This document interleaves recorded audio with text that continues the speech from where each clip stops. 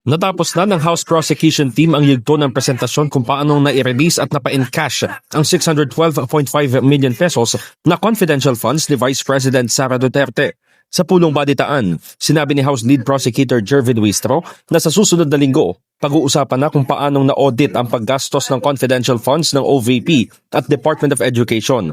Ito'y sa pamamagitan ng mga ipatatawag na state auditors na sina dating Intelligence and Confidential Funds Audit Office State Auditor Roderick Huamil at incumbent Supervising Auditor Celine May del Campo sa August 3. Ipinaliwanag ni Huistro na maririnig sa Lunes ang audit process kasama na ang findings ng COA. Yung naging proseso ng audit and whatever findings they were able to arrive at concerning the confidential fund of the OVP and the DepEd respectively.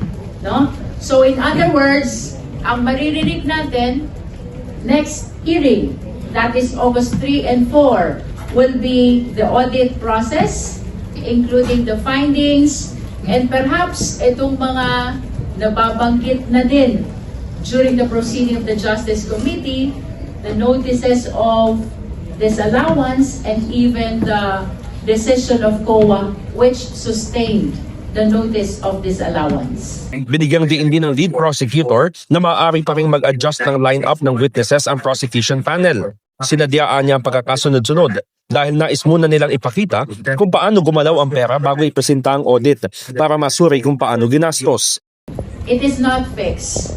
As a matter of fact, part of the PTO or the pre-trial order is a reservation to present even additional evidence or witness should the exigency of the trial demands, no? And as we have witnessed during the presentation in support of Article 4 threat, nag-withdraw naman ng names ng witnesses ang prosecution. In other words, it depends really on the progress of the trial, whether we will be presenting all the witnesses in the PTO, which the prosecution submitted, or whether we will withdraw some. Batay sa pre-trial order, 30 trial dates ang inaprobahan ng Senate Impeachment Court para sa presentation ng Article 2 sa panig ng prosekusyon. In the heart of changing lives, ako si Brigada Haji Caaminio ng 105.1 Brigada News FM Manila, The Music and News Authority.